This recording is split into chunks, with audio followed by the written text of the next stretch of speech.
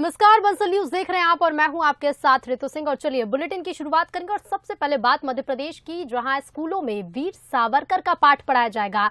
School शिक्षा मंत्री इंदर सिंह परमार ने बयान दिया है और कहा है कि भारत की आजादी में सावरकर का अहम योगदान है। सबसे पहले सावरकर ने 1857 की जंग को स्वतंत्रता संग्राम कहा। इसके साथ ही स्कूल शिक्षा मंत्री इंदर सिंह परमार ने कहा कि कांग्रेस ने इतिहास में सावरकर को जगह नहीं दी, विदेशी आक्रांताओं को स्थान दिया गया। मामले को लेकर कांग्रेस विधायक आरिफ मसूद ने पलटवार भी किया है। सावरकर को शिक्षा में शामिल करने पर सवाल उठाते हुए कहा कि सावरकर को इतिहास में जोड़ना शर्मनाक है।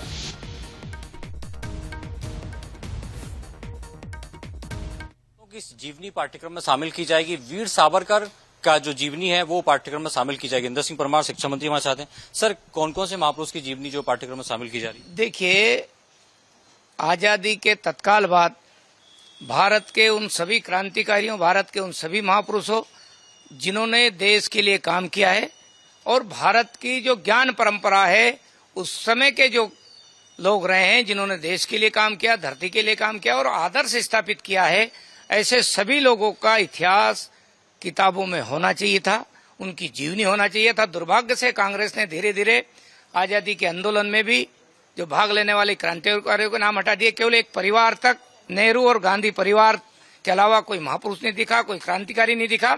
ये कांग्रेस ने किया, लेकिन हम राष्ट्रीय शिक्षा नीति 2020, क्योंकि सारे देश के लोगों ने विचार विमर्श करके उसको तैयार किया है और उसमें हमारे महापुरुषों को, हमारे क्रांतिकारियों को, यानी जिन्होंने देश के लिए काम किया है, उनको सम्मान मिलना चाहिए और उनकी जानकारी आने वाली पीढ़ी को मालूम होना चाहिए कि आजादी वैसे ही नहीं मिली है, आजादी बलिदानों से मिली है, संघर्ष से मिली है।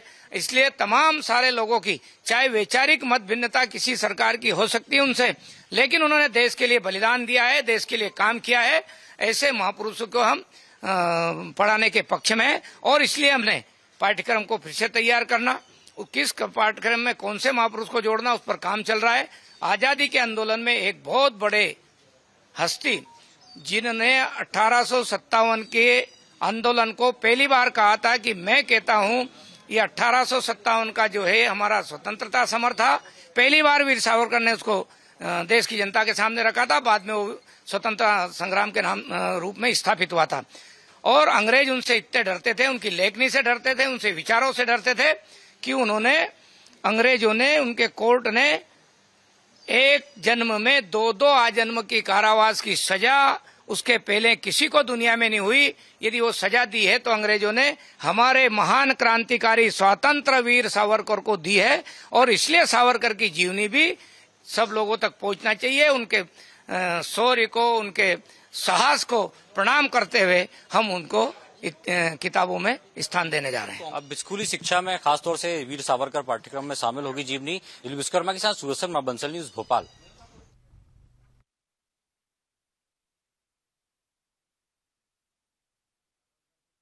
से शामिल सावरकर को किस हैसियत से शामिल करना चाहते हैं, ये बड़ा सवालिया निशान है और बहुत अफसोसजनक है।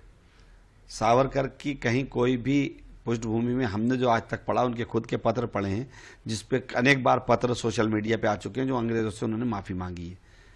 और ऐसे व्यक्ति का इतिहास में जोड़ना ये शर्मनाक है और फ्रीडम फाइटर्स की तौहीन है। वो करेंगे ना, क्योंकि वो जिस पृष्ठभूमि से आते हैं, सावरकर उनके मार्गदर्शक हैं, उनके संस्थापक हैं, तो उनको वो उनकी मजबूरी है।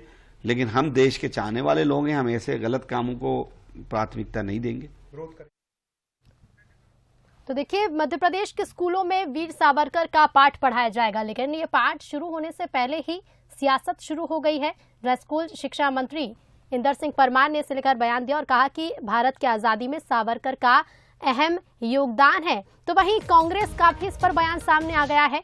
कांग्रेस विधायक आरिफ मसूद ने कहा है कि सावरकर को इतिहास में जोड़ना शर्मनाक है। और इसी खबर पर हम और ज्यादा बातचीत करेंगे। हमारे साथ 2 राजनीतिक मेहमान भी जुड़ रहे हैं। बीजेपी प्रवक्ता राजपाल सिसोदिया जी जुड़ रहे हैं, साथ ही साथ कांग्रेस प्रवक्ता मिथुन अहिरवार जी जुड़ रहे हैं। मिथुन जी, कांग्रेस को लेकर कहा गया है कि कांग्रेस ने पाठ्यक्रम में वीर सावरकर को नहीं जोड़ा, इसके साथ ही कांग्रेस इसे गलत बता रही है। आप इस फैसले को कैसे देखते हैं?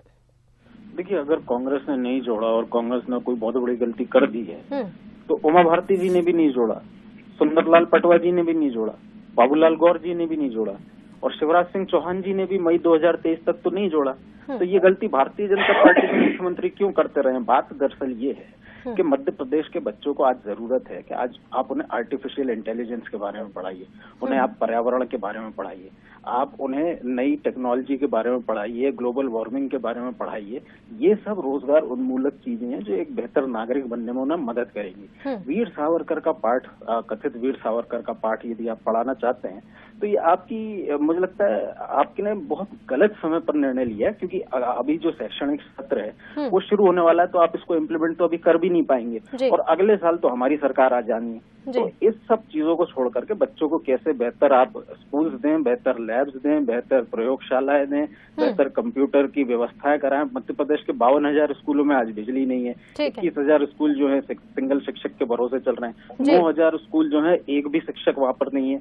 मध्य प्रदेश में 30,000 स्कूल सरकारी पिछले ठीक है, जवाब भी ले लेते हैं। राजपाल जी, मिथुन जी कह रहे हैं कि अव्यवस्थाएं हैं, उन व्यवस्थाओं को पहले सुधारा जाए, शिक्षा व्यवस्था बेहतर की जाए, वो ज्यादा जरूरी है। देखिए, निश्चित तौर पर मिथुन जी की बात जो है उसके अनुसार ही हम काम कर रहे हैं। स्कूल में हमने शिक्षा व्यवस्था सुधारने का काम किया है, पर्यावरण के बारे में पढ़ाना शुरू किया है, स्वच्छता का पाठ पढ़ाना हमने शुरू किया है। पर अकबर महान ने ये पढ़ाना बंद कर दिया तो कांग्रेस के मरोड़ उठ रही कुछ, इसके अलावा और कोई बात नहीं। गलत इतिहास कांग्रेस ने बरसों से इस देश के नौनियालों को पढ़ाया, गलत इतिहास से रूबरू कराने का काम किया। अब हमारी सरकारें हैं तो हम उसमें इतिहास में भी संशोधन करने का काम कर रहे हैं, सही इतिहास में वो पढ़ाने का प्रयास कर रहे हैं। एक बात। दूसरी बात, उसके साथ साथ में हम ये भी विनम्रता पूर्वक प्रयास कर रहे हैं कि एक परिवार विशेष के महापुरुषों के अलावा देश में और भी महापुरुष है जिनको पढ़ाना चाहिए, जिनके बारे में बताना चाहिए। अगर ये हम प्रयास कर रहे हैं तो कांग्रेस को तकलीफ तो होगी। इसलिए तकलीफ होगी कि उन्होंने तो सिर्फ वही पढ़ाया जो उनके महिमा मंडित करने वाली चीजें थी। आम जन को मन को छूने वाली बात और वास्तविक तथ्यात्मक बात कांग्रेस ने कभी भी नहीं पढ़ाई। यही तो हमारा आरोप है और यही तो हम व्यापक परिवर्तन कर रहे हैं। और जब ये व्यापक परिवर्तन शिक्षा नीति के अंदर हम करने का प्रयास कर रहे हैं तो कांग्रेस कहती है कि ये शिक्षा का भगवाकरण कर रहे हैं। ठीक है राजपाल जी, अब ये व्यापक परिवर्तन देखिए छात्रों के हित में कितना सही साबित होगा ये आगे समय ही बताएगा। फिलहाल आप दोनों का शुक्रिया हमसे जुड़ने के लिए और तमाम बातचीत के लिए।